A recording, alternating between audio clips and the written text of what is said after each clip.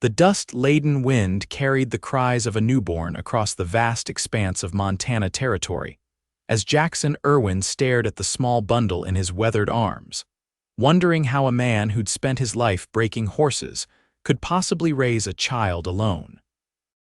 It was 1878, and the frontier town of Independence, Montana, had seen its share of tragedies, but none had struck Jackson quite like losing Clara during childbirth just 3 days prior. His son's tiny face, red and scrunched in perpetual protest against this harsh new world, reminded him painfully of his late wife. "Hush now, little one," Jackson whispered, his voice cracking as he paced the worn floorboards of his modest cabin. The baby's cries only intensified, echoing off the walls like an accusation. What did he know about babies? About feeding times and changing cloths? About the 1,000 little things a mother would instinctively understand? Jackson's ranch sat a mile outside of Independence, close enough to town for necessities, but far enough to give him the solitude he'd always cherished. Now that solitude felt like a punishment. The nearest neighbor was old Jeremiah Watson, whose rheumatism was too severe for him to be of much help with an infant. The town had its share of kind women who might assist, but pride kept Jackson from asking. He'd figure it out himself, somehow. But 3 sleepless nights had pushed him to the edge of reason. The baby he hadn't even named him yet seemed to sense his father's incompetence and protested with increasingly desperate wails. Jackson had tried everything: rocking, singing, walking, begging. Nothing worked. As dawn broke on the 4th day, Jackson wrapped his son in Clara's softest quilt and mounted his bay gelding. Independence might be small, but surely someone there could help, even if it meant swallowing his pride. The main street was already stirring with early morning activity when Jackson arrived. He tied his horse outside the general store and entered with the fussing bundle cradled awkwardly against his chest. "Good heavens, Jackson, what are you doing with that baby out in this chill, Mrs. Peterson?" the storekeeper's wife exclaimed, rushing from behind the counter. "I don't know what to do with him," Jackson admitted, his voice raw with exhaustion. "He won't stop crying, won't take the milk I've been trying to feed him." Mrs. Peterson clicked her tongue sympathetically. "Where's your milk coming from?" "Goat's milk. Only thing I had." "Oh, Jackson, that's much too harsh for a newborn's stomach. No wonder the poor thing is crying." She reached for the baby and Jackson surrendered him gratefully. "Have you seen the new schoolteacher yet, Miss Priscilla Calloway?" "She arrived last week from Boston. Trained as a nurse before becoming a teacher. She might know what to do." Jackson shook his head. He'd been too preoccupied with Clara's declining health to pay attention to town affairs. "The schoolhouse is empty this early." "She's staying in the rooms above it," Mrs. Peterson said, gently rocking the baby who had momentarily quieted in her experienced arms. "Go see her. I'd help myself, but with 6 customers expected for dress fittings today."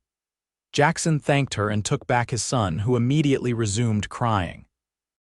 The schoolhouse stood at the end of the street, a plain clapboard building with recently painted white trim. Jackson hesitated at the separate side entrance that led to the teacher's quarters. Disturbing an unmarried woman in her private rooms wasn't proper, but the increasingly frantic cries of his son overrode social considerations. He knocked, firmly but not too loudly. Footsteps approached, and the door opened to reveal a young woman with auburn hair neatly pinned back, already dressed for the day in a simple blue dress despite the early hour.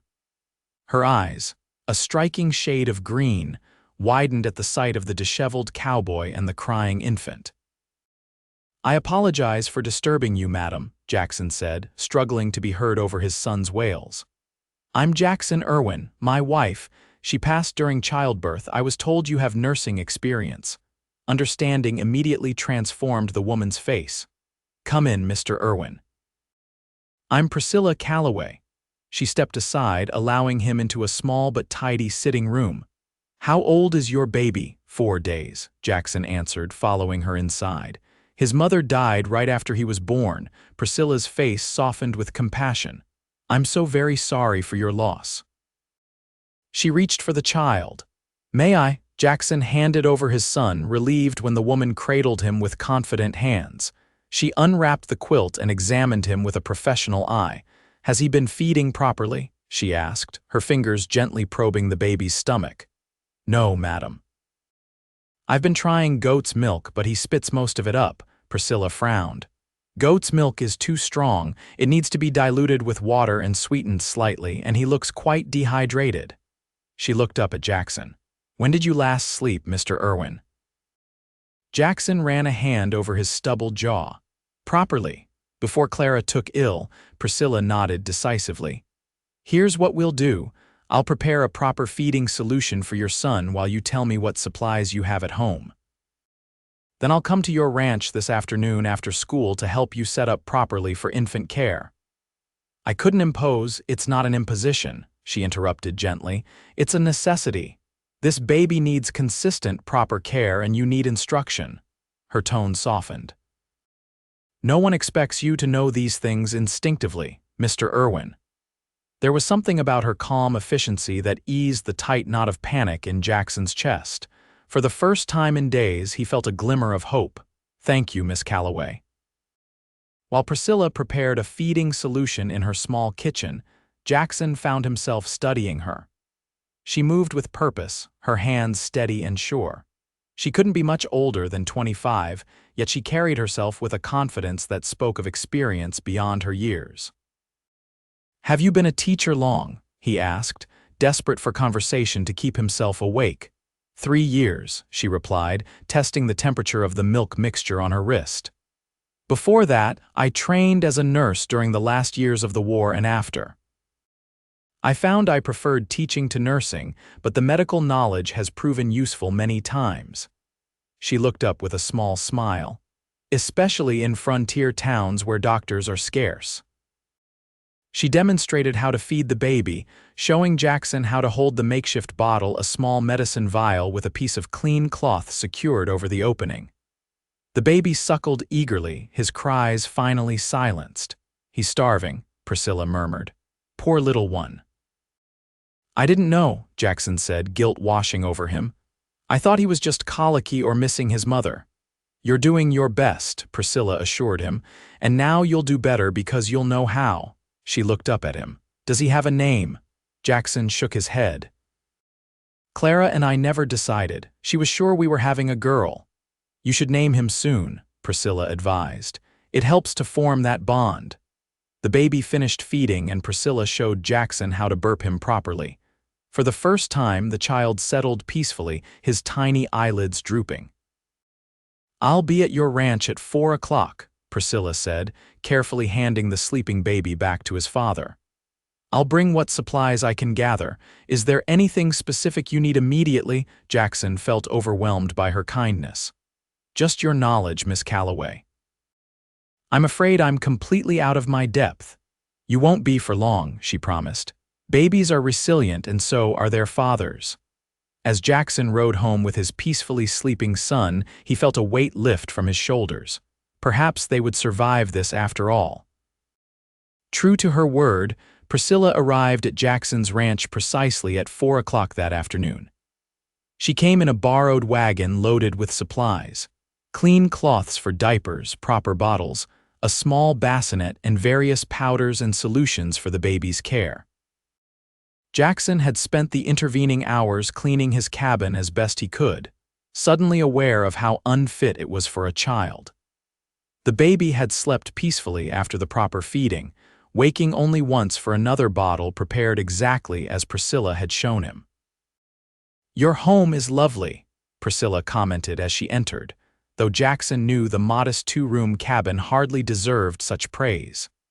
The main room served as both kitchen and living area, with a small bedroom off to one side. Clara had done her best with curtains and quilts, but the dwelling remained fundamentally utilitarian. "It's simple, but it was enough for us," Jackson replied, suddenly conscious of the contrast between his rough surroundings and Priscilla's refined manner.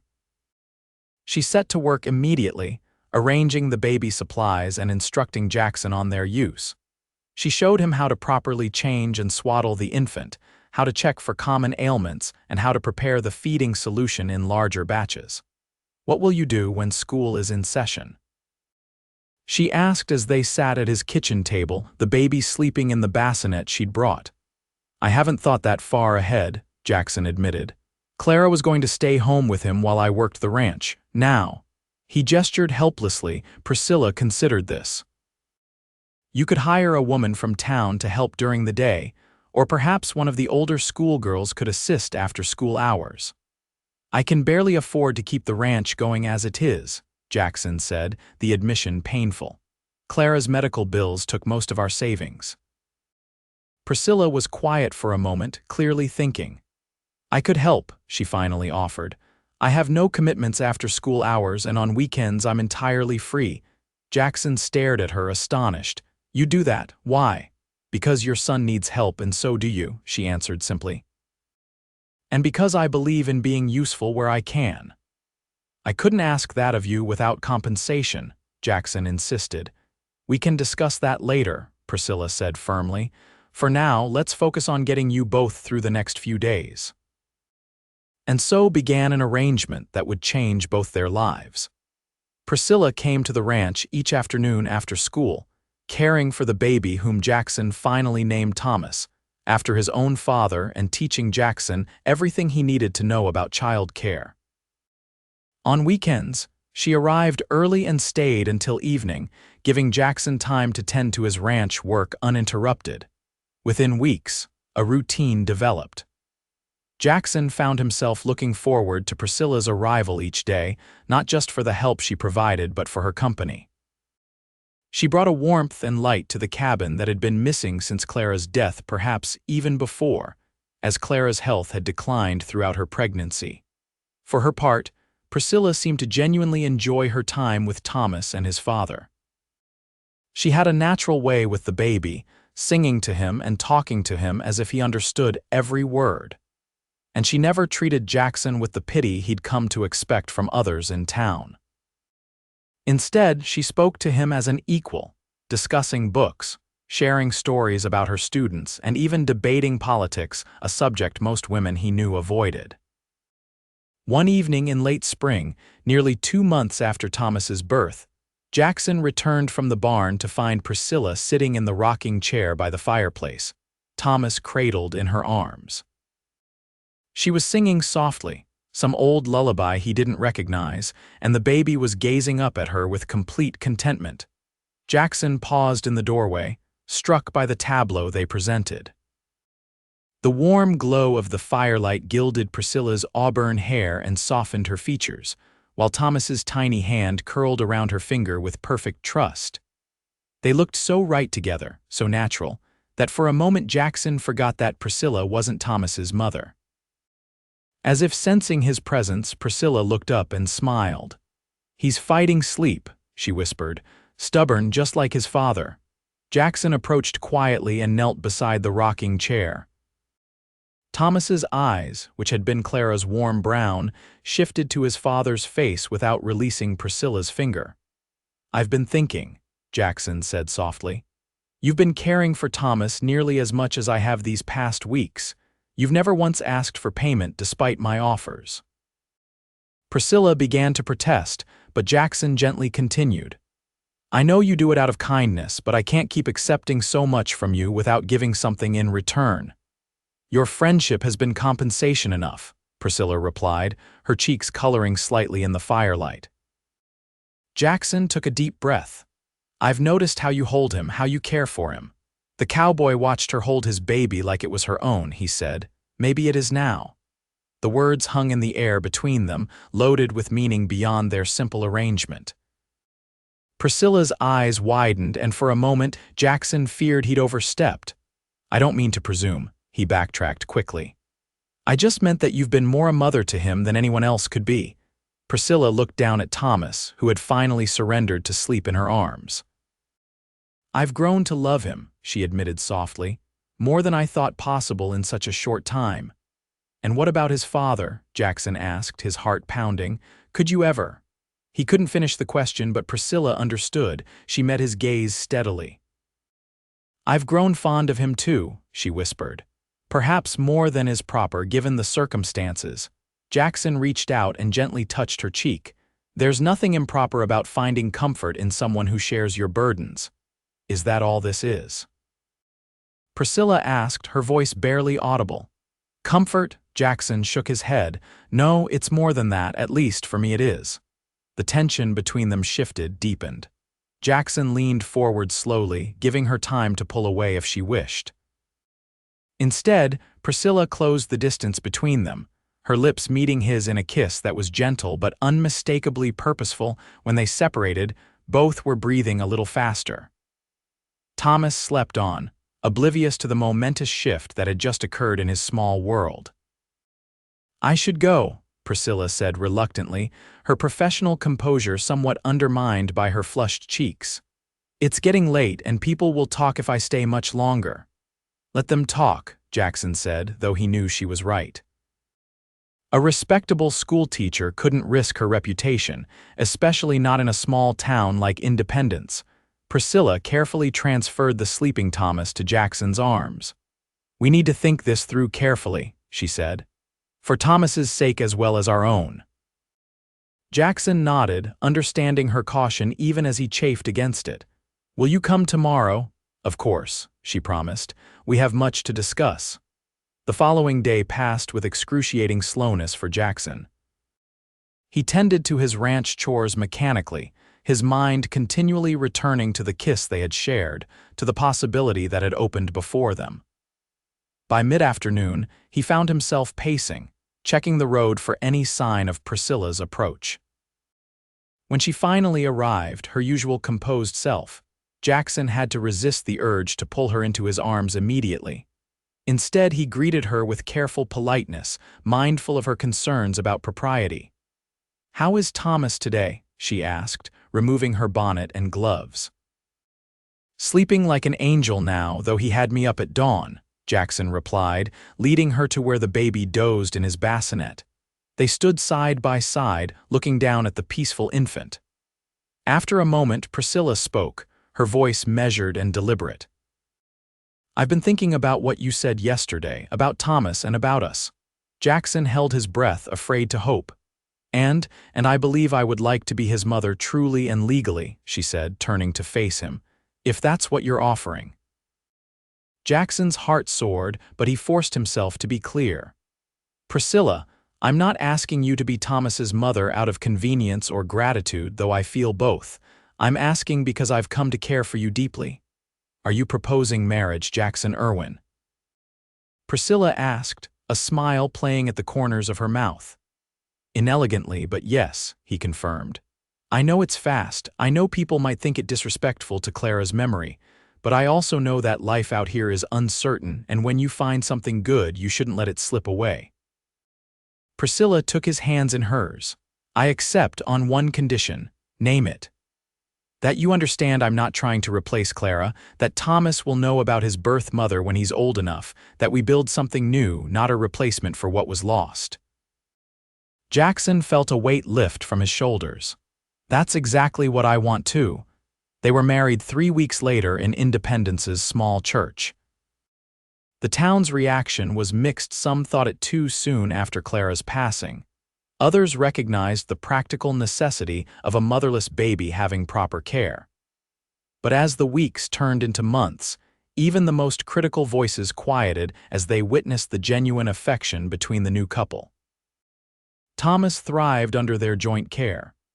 By his first birthday, he was taking his first tentative steps across the cabin floor, his face alight with the triumph of each wobbly success.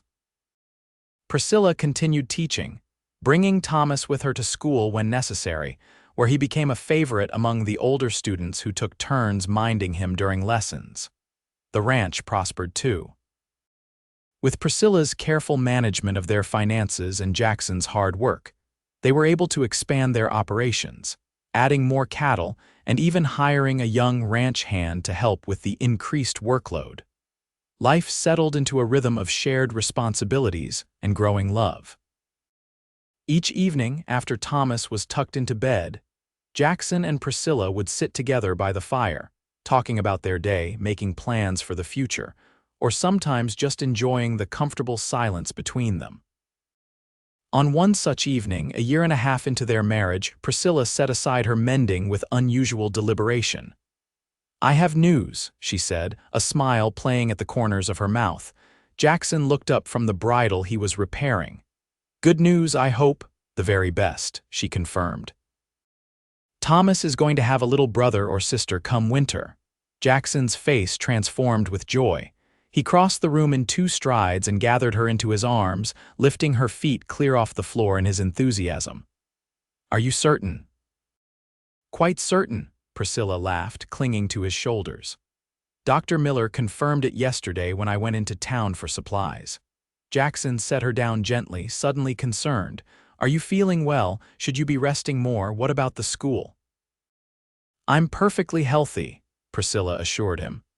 "Women have been having babies while working much harder than teaching school for centuries. I'll continue until I can't fit behind my desk anymore." Jackson placed a gentle hand on her still flat stomach, marveling at the miracle taking place beneath his palm. "A baby," he murmured. "Our baby. Our baby," Priscilla agreed, covering his hand with her own. "Just as Thomas is ours, this one will be ours from the very beginning."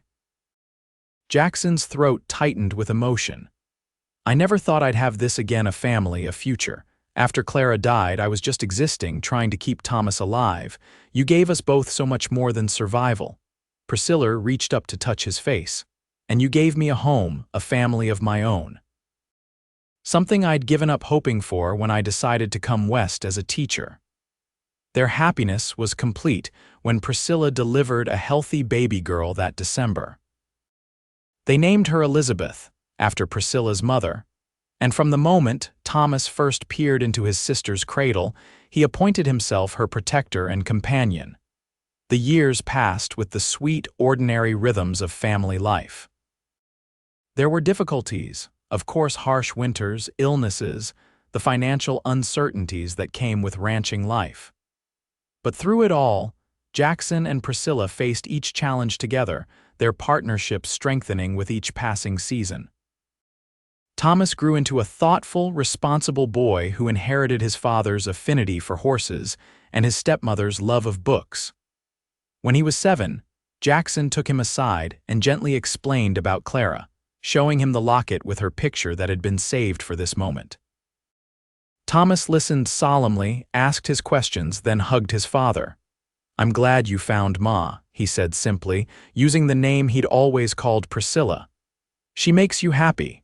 "She does," Jackson agreed, "and she loves you as if you were born to her." "I know," Thomas said with all the certainty of a child who has never doubted his place in the world. Elizabeth, 2 years younger than her brother, grew into a spirited, independent girl who could ride almost as well as Thomas and wasn't afraid to speak her mind, even when it got her into trouble at school. Jackson often joked that she'd inherited the most challenging traits from both her parents. 3 years after Elizabeth's birth, the family welcomed another son, Samuel, who was followed 2 years later by another girl, Grace. Their growing family necessitated additions to the cabin, which eventually evolved into a proper farmhouse with enough rooms for everyone. The ranch expanded too, becoming one of the most successful operations in the county. Jackson's breeding program for quarter horses gained regional recognition, bringing buyers from as far away as Denver and Salt Lake City. Priscilla eventually gave up formal teaching as the demands of their growing family and ranch increased, but she never abandoned education. She taught all their children to read before they started school and established a small lending library in Independence that became a source of pride for the growing town. On their 10th wedding anniversary, Jackson surprised Priscilla with a trip to San Francisco, their first real vacation since their marriage. Thomas, now 11 and remarkably responsible, was left in charge of his siblings under the watchful eye of their longtime housekeeper, Mrs. Fleming. In San Francisco, away from the constant demands of ranch and family, Jackson and Priscilla rediscovered each other as the young couple who had fallen in love amid the challenges of caring for a motherless infant. They attended the theater, dined in fine restaurants, and walked arm in arm along the bustling waterfront. On their last evening in the city, they stood on the balcony of their hotel room, watching the sun set over the bay. "Do you ever regret it?" Jackson asked suddenly. "Marrying a widower with a baby. Taking on all this responsibility when you were so young." Priscilla turned to face him, her expression serious. "Not for a single moment," she said firmly. "That day you appeared at my door with Thomas was the beginning of everything good in my life." Jackson pulled her into his arms. "I think about that moment sometimes, standing in your doorway, desperate and afraid. I had no idea I was meeting the woman who would save us both." "We saved each other," Priscilla corrected gently, "and built something beautiful in the process." When they returned home, the children greeted them with excited stories of all that had happened in their absence. The house was reasonably tidy, no disasters had occurred, and Thomas proudly reported that he'd even helped with the horses each day, just as his father would have wanted. That night, after the children were asleep, Jackson found Priscilla on the front porch, gazing at the star-filled Montana sky. "Happy to be home?" he asked, draping a blanket around her shoulders against the evening chill. "Happier than I can say," she replied, leaning into him as he sat beside her on the porch swing. "San Francisco was lovely, but this is where I belong." Jackson thought about how far they had come from that desperate day when he'd appeared at her door with a crying infant. He thought about the life they'd built together, the family they'd created, the love that had grown from the seeds of mutual respect and shared purpose. "You remember what I said to you that evening by the fire when Thomas was about 2 months old?" he asked. Priscilla smiled. "You watched me holding Thomas and said, 'Maybe it is now,' meaning he was as much mine as yours." "I meant it then, but I had no idea how true it would become," Jackson said, pulling her closer. "You became his mother in every way that matters, and you became everything to me." "And you to me," Priscilla replied, turning her face up to his for a kiss that, even after a decade of marriage, still held the power to make his heart race. As the years continued to pass, Independence grew from a frontier settlement into a proper town. A railroad spur line eventually connected it to the main east-west route, bringing increased prosperity and new settlers. Jackson and Priscilla's children grew up amid these changes, benefiting from opportunities their parents could only have dreamed of in their youth. Thomas, true to his early promise, developed into a fine horseman and took increasing responsibility for the ranch as he entered his late teens. By 20, he was effectively managing much of the breeding operation, allowing Jackson to focus on expansion and long-term planning. Elizabeth, equally capable but less interested in ranching, excelled in school and eventually attended college in Denver, the first woman from Independence to pursue higher education. She returned with a teaching degree and a determination to improve educational opportunities in Montana Territory. Samuel and Grace, the younger children, were still finding their paths, but both showed the independence and resourcefulness that characterized their family. On Thomas's 21st birthday, the family gathered for a celebration that included nearly everyone in Independence. As the evening wound down, Jackson found Thomas standing alone on the porch, gazing out at the ranch that would one day be his. "Penny for your thoughts," Jackson said, joining his son. Thomas smiled. "I was just thinking about how lucky we've been, you and Ma, all of us." "Luck had something to do with it," Jackson agreed, "but so did hard work and good choices." He paused, then added, "Your birth mother would be proud of the man you've become." Thomas nodded. Though Clara was someone he knew only through stories and a fading photograph, he'd grown up with a secure understanding of his origins and the love that had created his family. "The best choice you ever made was bringing me to Ma that day," Thomas said. "She told me once that when she opened that door and saw you standing there with a screaming baby, she knew her life was about to change forever." "She was right about that," Jackson chuckled. though I doubt either of us imagined exactly how. Inside the house, they could hear Priscilla laughing at something Elizabeth had said, the sound as warm and inviting as it had been when Jackson first fell in love with her more than 2 decades earlier. "You know," Thomas said thoughtfully, "I've been thinking about asking Sophia Miller to marry me." Jackson raised his eyebrows in surprise. Sophia was Dr. Miller's daughter, a bright, capable young woman who had recently returned from nursing school in Chicago. "That's a big step." "I know," Thomas replied. "But when you know, right?" Jackson clapped his son on the shoulder. "Right, and for what it's worth, I think she'd make you very happy." They stood in companionable silence for a moment before Thomas spoke again. "Sometimes I think about what would have happened if Ma hadn't been there that day, if she hadn't known what to do or if she hadn't cared enough to help." "I try not to think about that," Jackson admitted. "The world can turn on such small moments, such chance encounters." "Not just chance," Thomas corrected. "Choice. She chose to help, you chose to let her, you both chose to love each other and to love me," he smiled. "That's what I want with Sophia, a lifetime of good choices made together." Inside the house, the rest of the family was gathering for cake. Priscilla appeared in the doorway, her hair now streaked with silver but her smile as bright as ever. "There you two are. We're waiting for the guest of honor to cut his cake." As they rejoined the celebration, Jackson watched his wife move among their children and friends, the heart and center of the home they'd built together.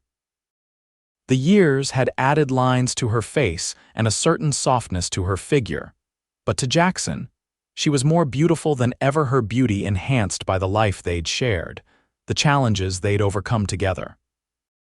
Later that night, after the guests had departed and the younger children were in bed, Jackson and Priscilla sat together on the porch, as had been their habit throughout their marriage. "Thomas is thinking of proposing to Sophia," Jackson mentioned. "I know," Priscilla smiled. "He asked for my advice on rings last week. And you didn't tell me," Jackson pretended outrage. "A mother keeps her children's confidences," Priscilla replied serenely. "Besides, I knew he'd tell you himself when he was ready." Jackson shook his head in mock exasperation. 25 years together and you still have secrets from me?" "Hardly secrets," Priscilla laughed. "Just the occasional surprise." The night was warm, the sky ablaze with stars. From somewhere in the distance came the low, contented lowing of cattle. It was the soundtrack of their life together, peaceful, productive, rooted in the land and in each other. "Did you ever imagine this?" Jackson asked, gesturing to encompass their home, their land, the life they'd built. "That day when I showed up at your door with Thomas." "Never," Priscilla admitted. "I was just trying to help a desperate father and a hungry baby. I certainly wasn't planning to fall in love." "When did you know?" Jackson asked curiously. They had discussed many things over the years, but somehow this particular question had never been addressed. Priscilla considered. "I think it was gradual. Each day I spent with you and Thomas, I became more attached, more invested, but there was a moment." She smiled at the memory. "You probably don't even remember it. Thomas was about 6 weeks old. He was fussy, and you were walking him around the cabin, talking to him so seriously about horses and cattle prices, as if he understood every word. And suddenly he stopped crying and just stared up at you with this look of complete trust and fascination." "I remember," Jackson said softly. "It was the first time I felt like his father, not just some man trying to keep him alive." "Yes, exactly," Priscilla nodded. "And watching you two connect like that, seeing you become the father you were meant to be, that's when I knew my heart was no longer entirely my own." Jackson took her hand, his thumb tracing the familiar contours of her wedding ring. "For me, it was the day you showed me how to bathe him properly. You were so patient, so kind, never making me feel foolish for not knowing such basic things. And when you finished, you handed him back to me, all clean and sweet-smelling, and you said, 'See, you're a natural, even though we both knew I wasn't.'" He squeezed her hand. "No one had ever believed in me like that before." They sat in comfortable silence for a while, listening to the night sounds of the ranch, a horse nickering softly in the barn, the distant howl of a coyote, the creaking of the house as it settled. "We've been blessed," Priscilla said finally. "4 healthy children, a prosperous ranch, each other." "And it all started because I was desperate enough to disturb a schoolteacher at dawn with a screaming baby," Jackson marveled. Priscilla leaned her head against his shoulder. "I'm glad you did." As they sat together in the gathering darkness, Jackson reflected on the journey that had brought them to this moment. From the depths of grief and desperation, he had found not just help for his infant son but a partner for life, a woman whose strength and compassion had transformed their existence. What had begun as a practical arrangement born of necessity had blossomed into a love that sustained them through all the challenges and joys of their shared life. The cowboy had watched her hold his baby like it was her own, and in saying, "maybe it is now," he had unwittingly predicted the beautiful future that awaited them, a future built on choice, commitment, and an enduring love that had only strengthened with each passing year. And as the stars wheeled overhead and their children slept peacefully within the walls of the home they'd built together, Jackson knew with absolute certainty that no man had ever been more fortunate in his desperation, or more blessed in its resolution.